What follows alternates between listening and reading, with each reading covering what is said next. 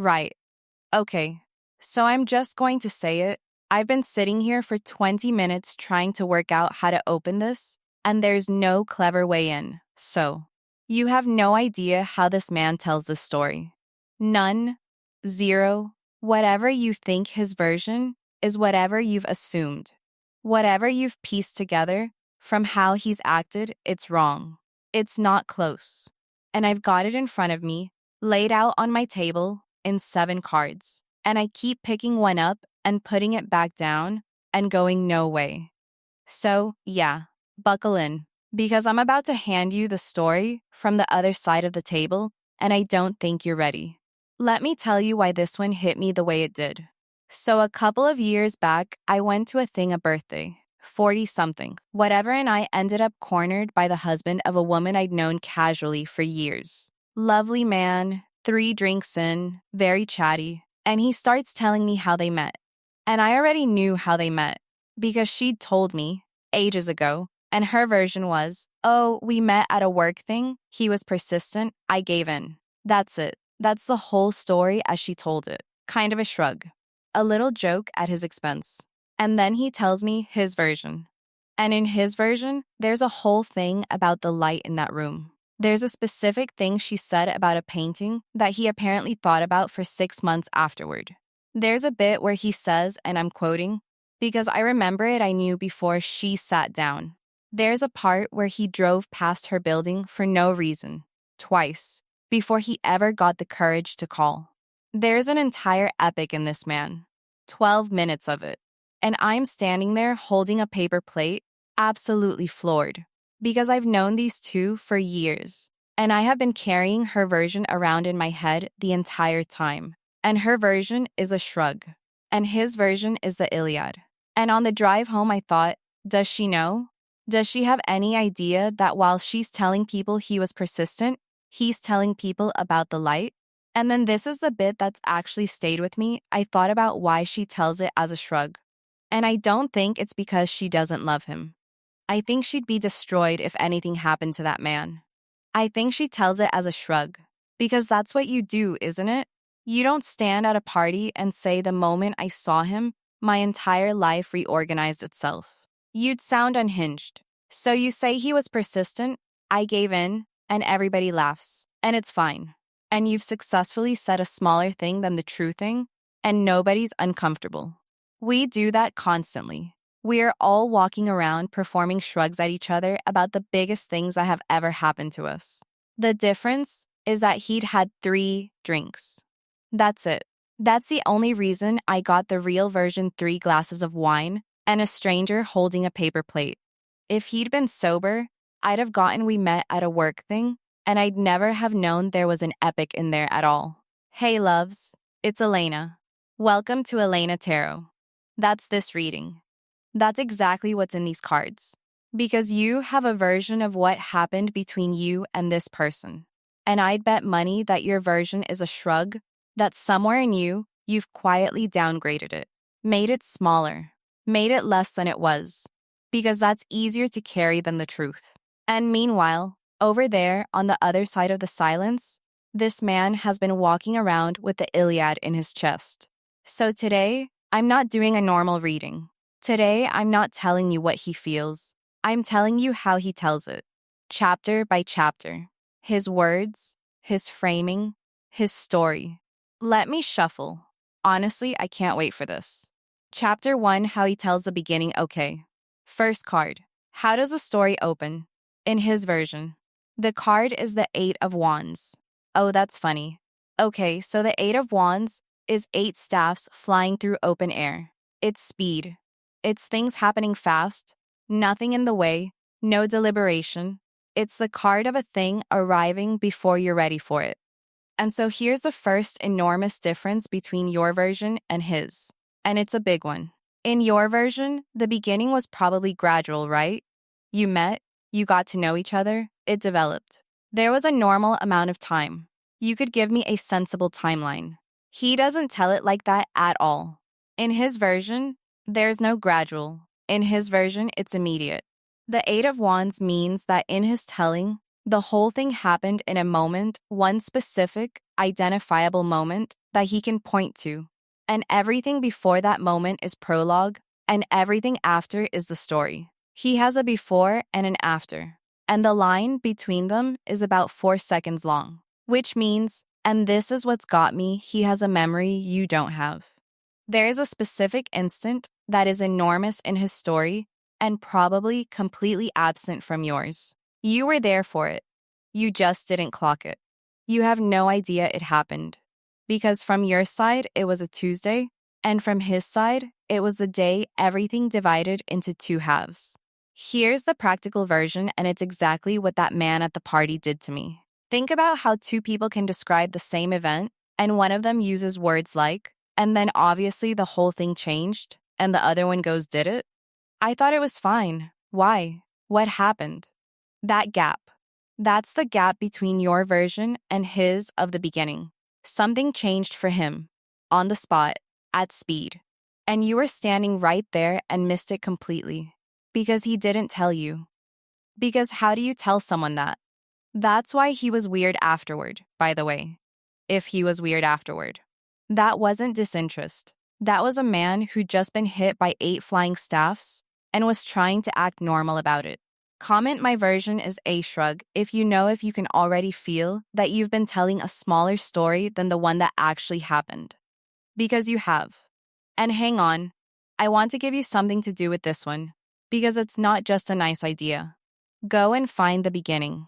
Seriously, sit down at some point today and actually try to identify it not the first time you met, but the first time he went strange. Because there was one. There's always a tell. He got quiet when he'd been chatty. He suddenly couldn't look at you for about a week. He started overcompensating, got weirdly formal, or went the other way and got manic and funny and too much.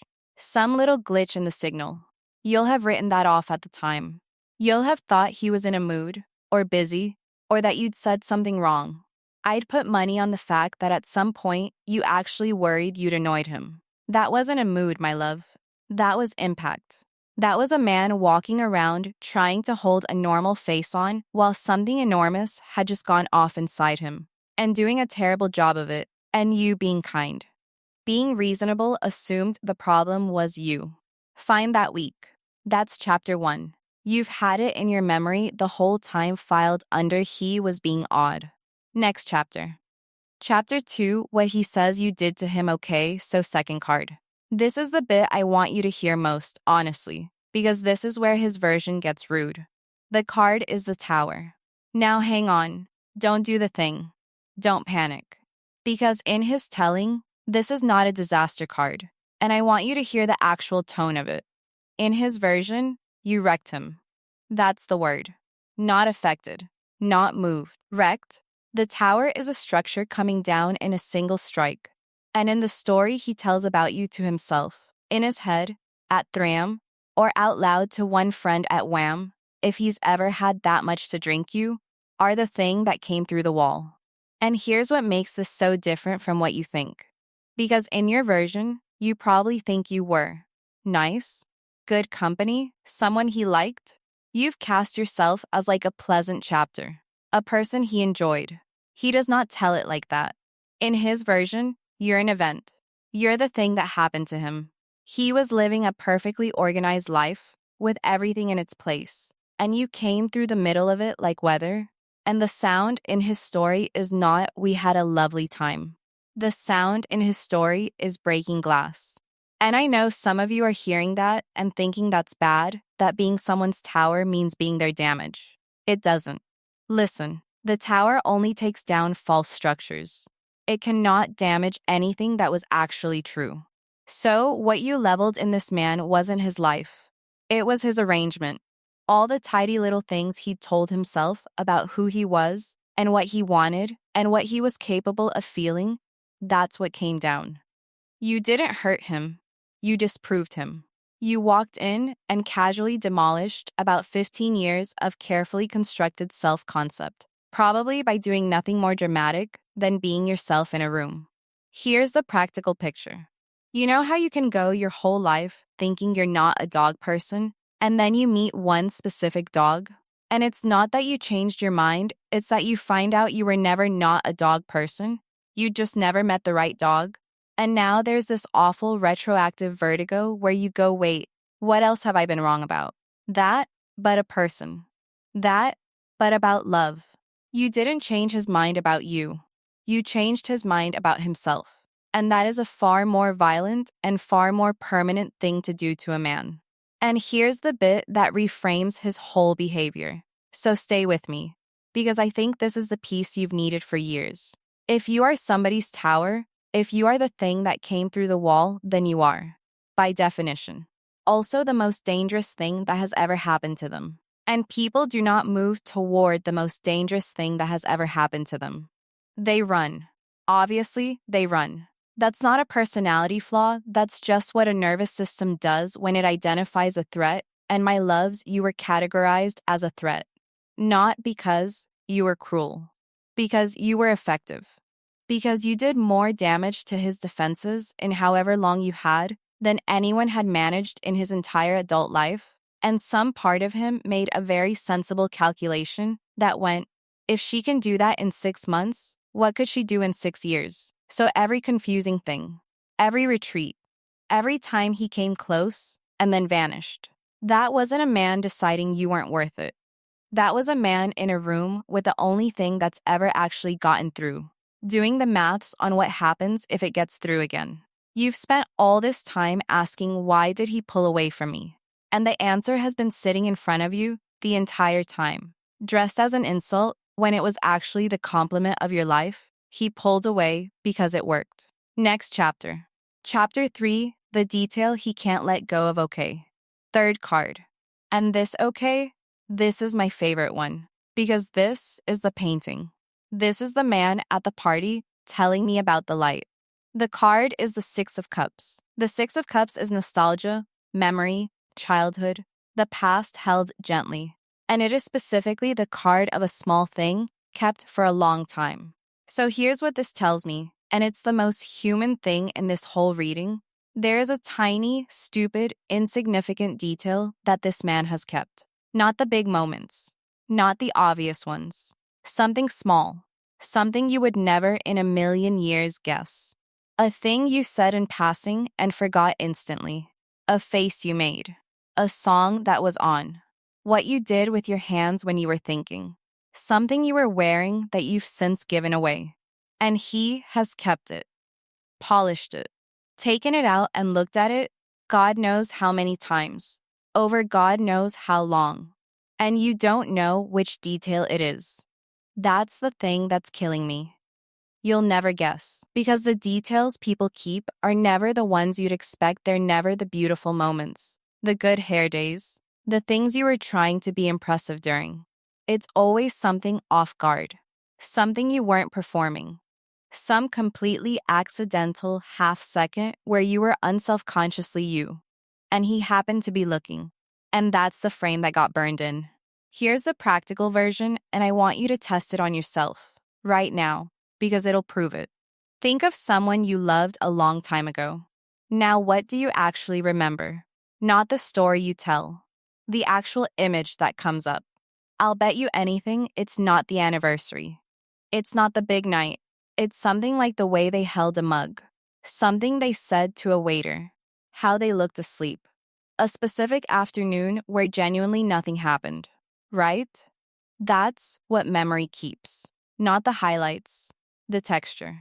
And you're somebody's texture. There's a half second of you living in this man's head rent-free, and it's a half second you don't even remember happening. Comment the painting if that just got you, if you've realized there's some tiny thing about you living in someone's head that you'd never in 100 years pick. And okay, there's a cruelty in this card, and I have to name it, because it explains something that's probably been quietly humiliating you. The Six of Cups is also a card of distance. Look at it, it's not a card about being with someone, it's a card about remembering them. It's nostalgic, which means the detail he kept, the painting, the light, whatever it is, he's been visiting it instead of visiting you. That's what nostalgia actually is, my love. It's love with the risk taken out. It's all of the feeling and none of the exposure.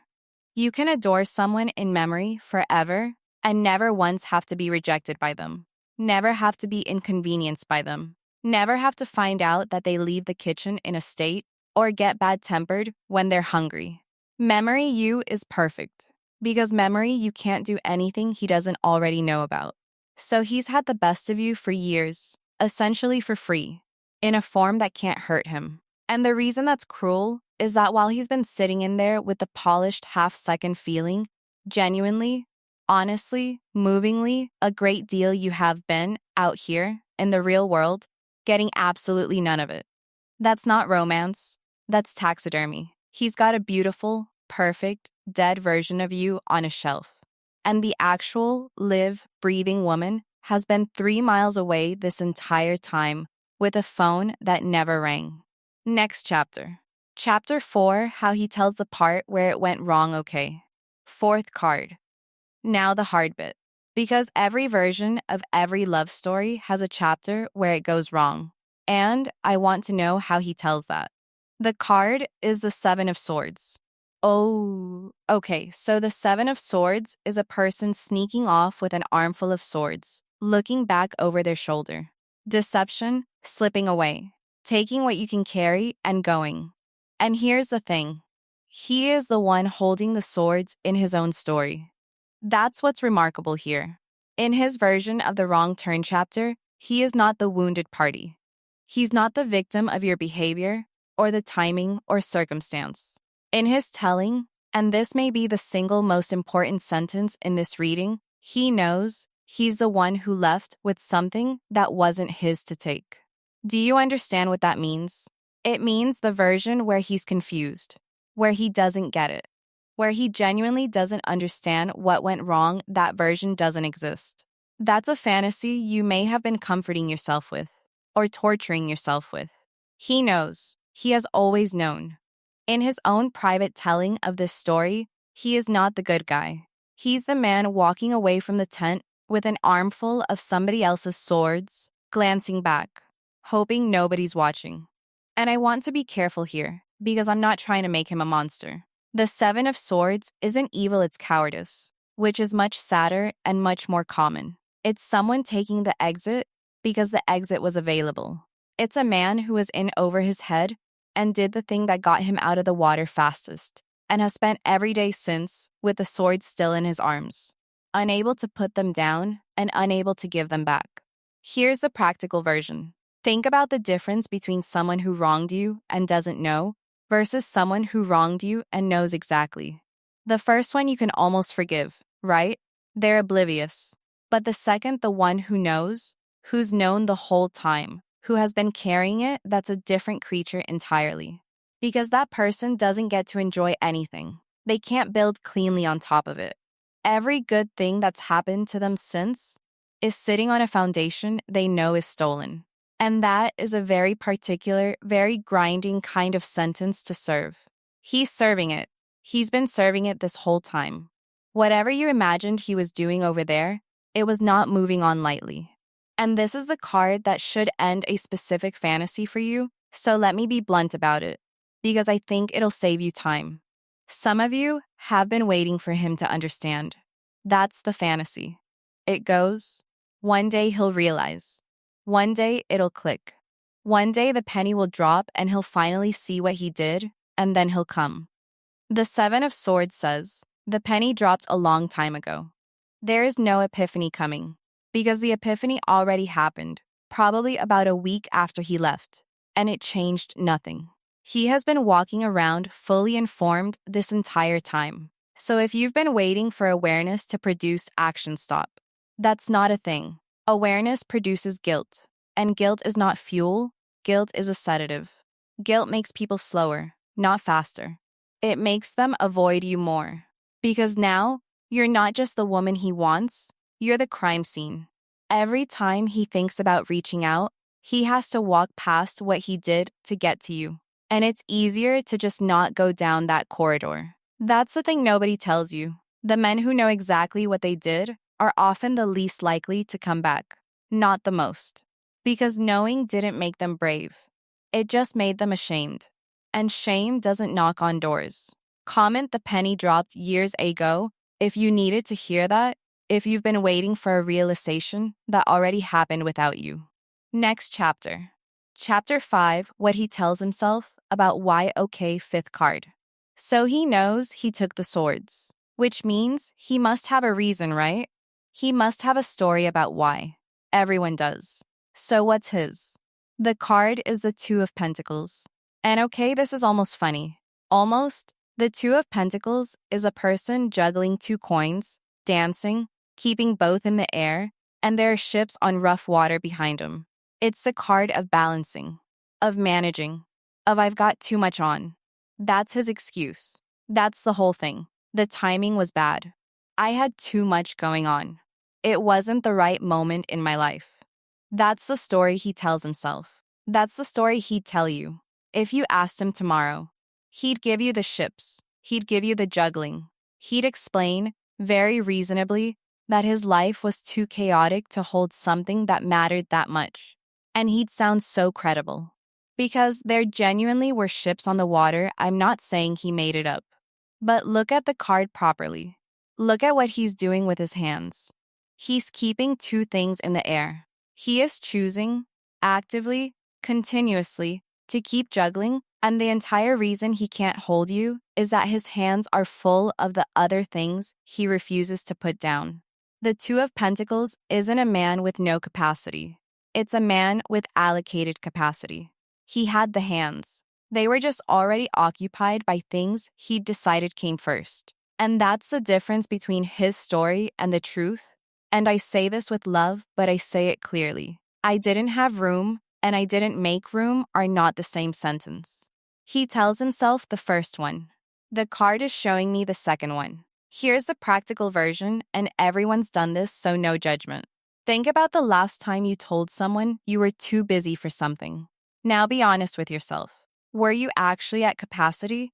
Or had you simply already allocated your time to things you'd rather do?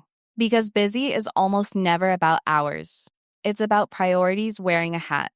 We say I don't have time because it's socially acceptable, and the true sentence this wasn't high enough on my list is unsayable. He's been saying I didn't have time for however long this has been. The card says he had time. He had ships, sure, but he also had hands, and he chose what to put in them. Comment hands full if you've heard that excuse from him, or from someone, and always suspected it was doing more work than it should. And okay, one more thing on this card, because there's a detail everyone misses and it's the best bit. Look at what's actually behind the juggler. Ships on big rough waves. And here's the thing. The ships are fine. They're not sinking. Nobody's drowning. They're just boats, doing boat things, on water that's a bit choppy. That's his crisis. That's the enormous life chaos that meant he couldn't hold something that mattered. Some choppy water and a couple of ships that were, on inspection, absolutely fine. And I'm not being cruel, I promise. Because here's what's actually happening in that image, and it's much more human than cowardice. He thinks he's in a storm. Genuinely, from where he's standing, juggling, trying not to drop anything, with all that noise behind him, it feels like a storm. He's not lying to you. He's lying to himself, which is different and much harder to fix. Some people live in a permanent self-generated weather system. There's always something. There's always a bad season, a hard year, a thing they're getting through first. And they honestly believe that on the other side of it is a calm, sorted version of themselves, who will finally be available for love, and they've believed it since they were about 23. And they'll believe it at 60. That's the actual bad news of this card, my love. And it's not he didn't care. It's the ships never leave. There is no version of this man's life where the water goes flat and he goes right now. The water is him. Next chapter. Chapter 6, the part of his version you'd never believe okay. Sixth card. And this is the one that made me sit back in my chair, so let me just give it to you straight. The card is the Ace of Pentacles.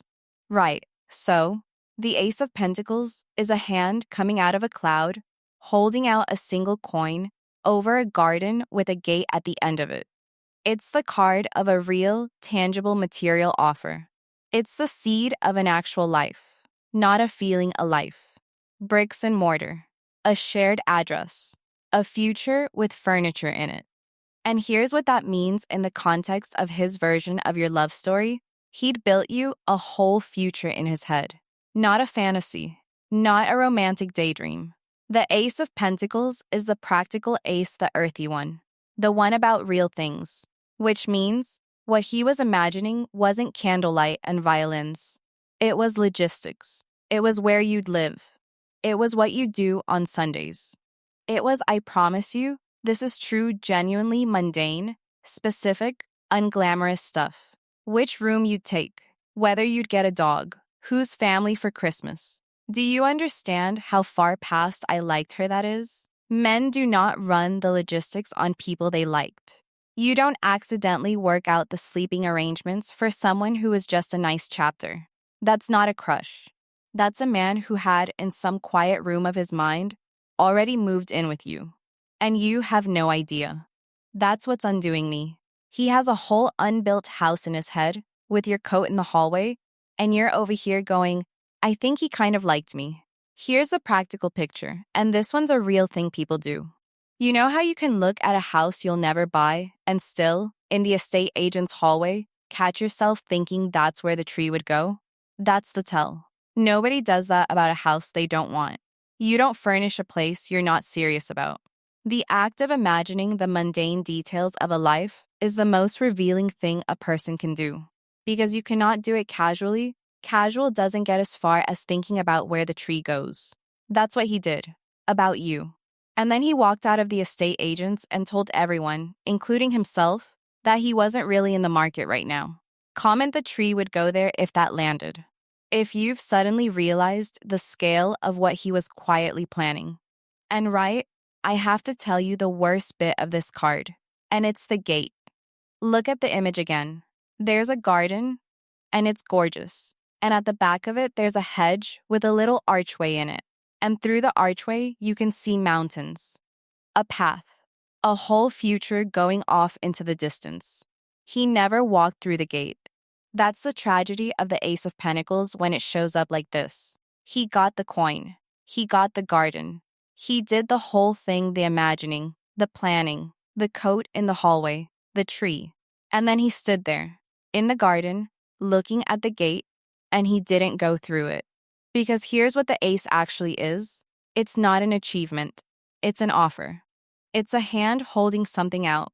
And a hand holding something out can be left holding it forever. An ace is potential.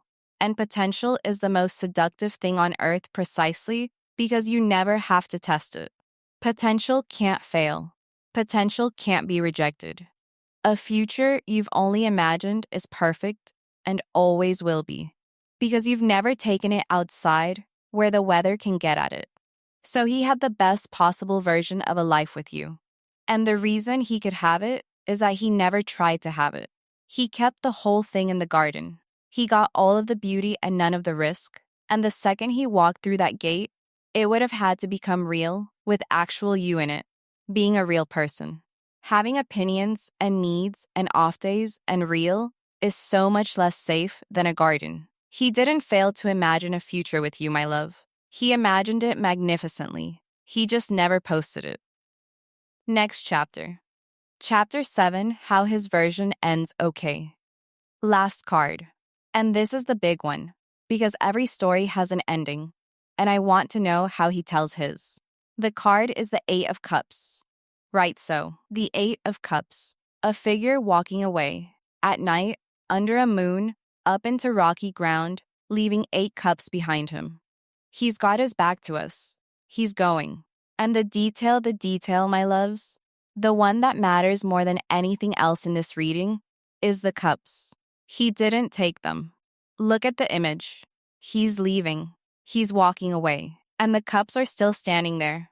All 8 of them. Neat, upright, full. He didn't knock them over. He didn't empty them.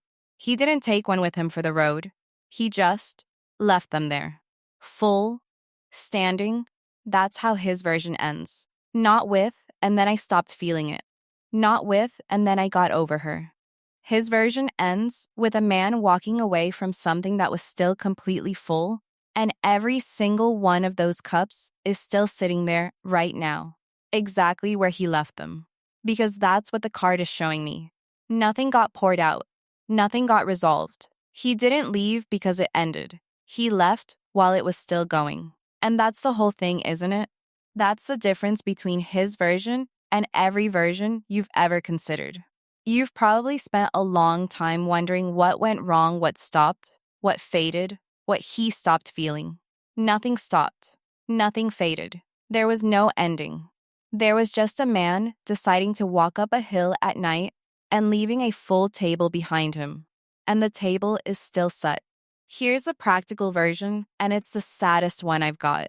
Think about the difference between a book you finished and a book you put down on page 200. The finished one, you can shelve. You're done with it, you know how it went, it's closed. But the one you put down, that one, sits on your bedside table for 2 years. You keep moving it. You keep meaning to. And every so often you look at it and feel this specific, low-grade, unfinished ache. Because your brain cannot file an unfinished story. It has nowhere to put it. That's what he did. He didn't finish it. He put it down on page 200, and he's been walking around a house with it sitting on the table ever since. And no other book has been able to hold his attention properly since. Because the brain is not built to just abandon a story mid-sentence. That's how his version ends, mid-sentence. And I want to give you the last detail, because there's something in this card that I nearly missed, and it's the thing that'll stay with me. Look at the moon in the Eight of Cups. It's got a face on it, and the face is looking down at the figure walking away. And my loves, it's got its eyes closed. The moon is looking at him and not watching, turning a blind eye, letting him go without comment. That's the permission. That's what he gave himself. Because here's what people do when they leave something they shouldn't. They need a moon with its eyes shut. They need a version of events where nobody's really looking, where it's night, where the leaving can happen quietly and not be witnessed, and therefore not quite count. He walked away at night, my love. Not at noon. Not in front of anyone. He picked the hour where a thing can happen and not be seen to happen. And that's why you never got a conversation. That's why there was no big ending, no closure, no sit down. He couldn't do it in daylight. Daylight would have made it a decision. And a decision has an author. And an author is responsible. So he did it in the dark, under a moon with its eyes closed, so that it could feel like something that happened to him rather than something he did. Which means, my love, and I'm sorry, but you know this already, the reason you never got closure isn't that he was careless with you. It's that closure would have required him to look at it.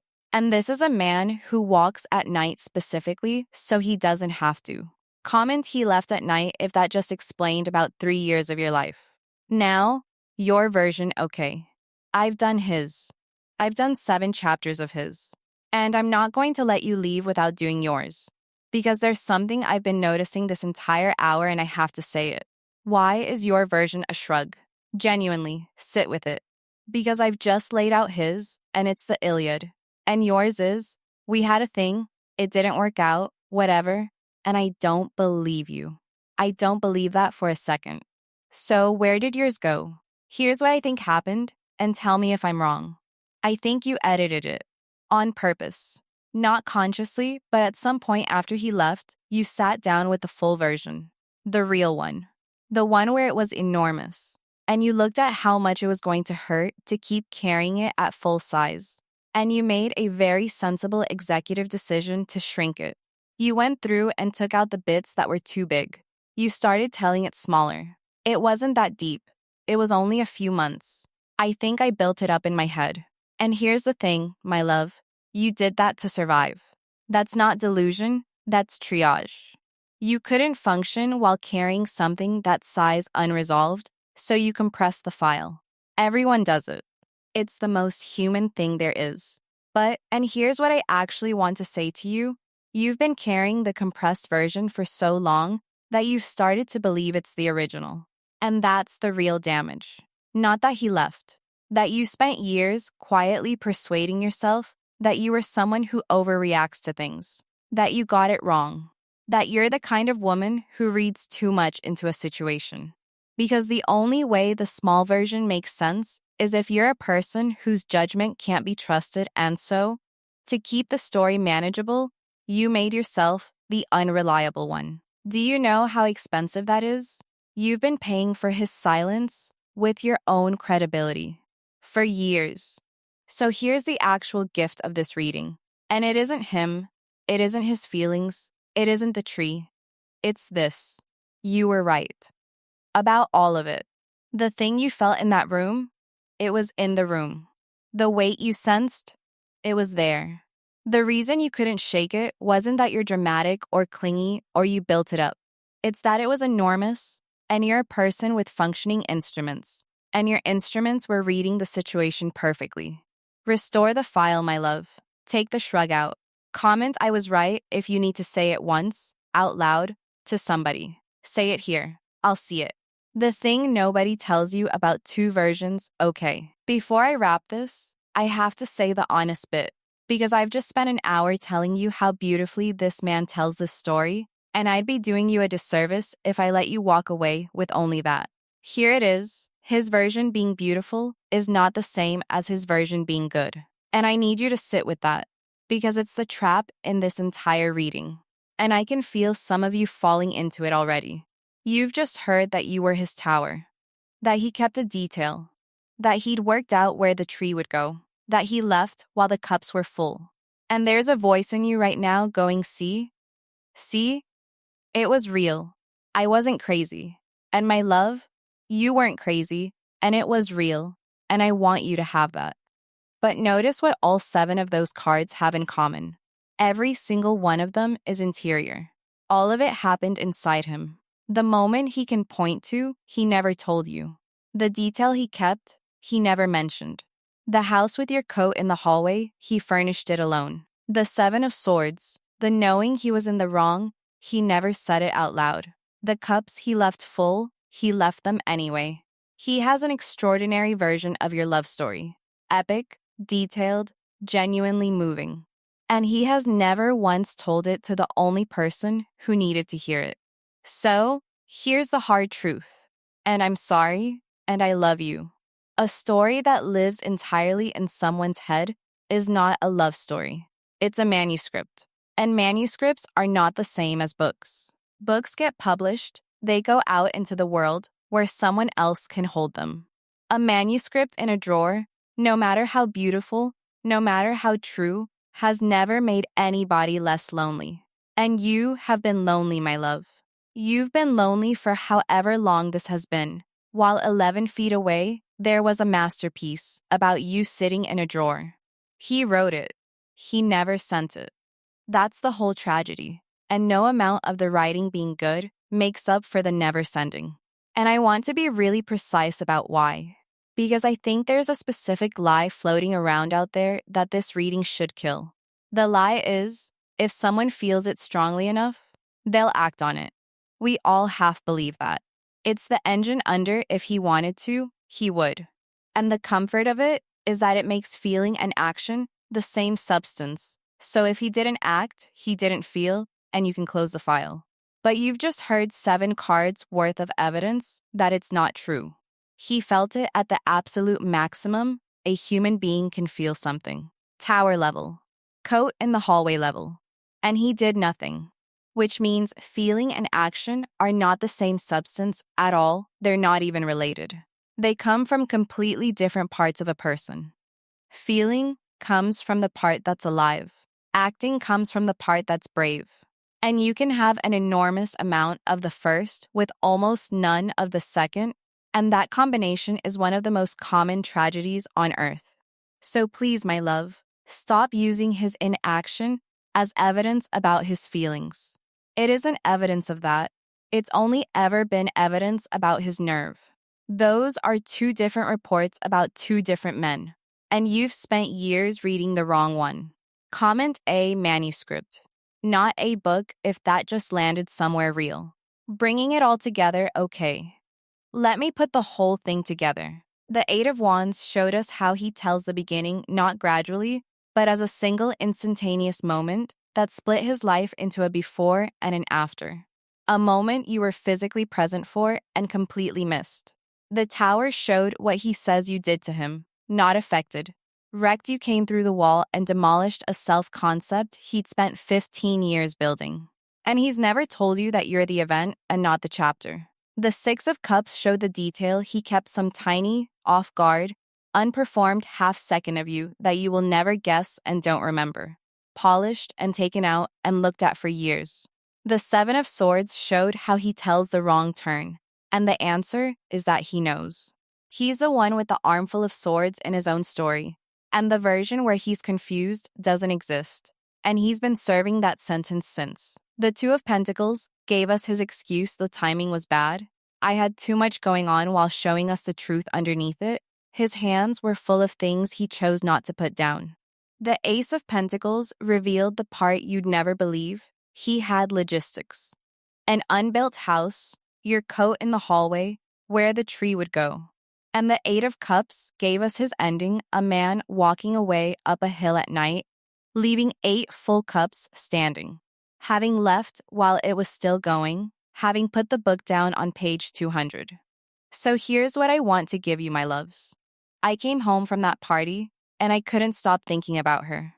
About the woman who tells people her husband was persistent.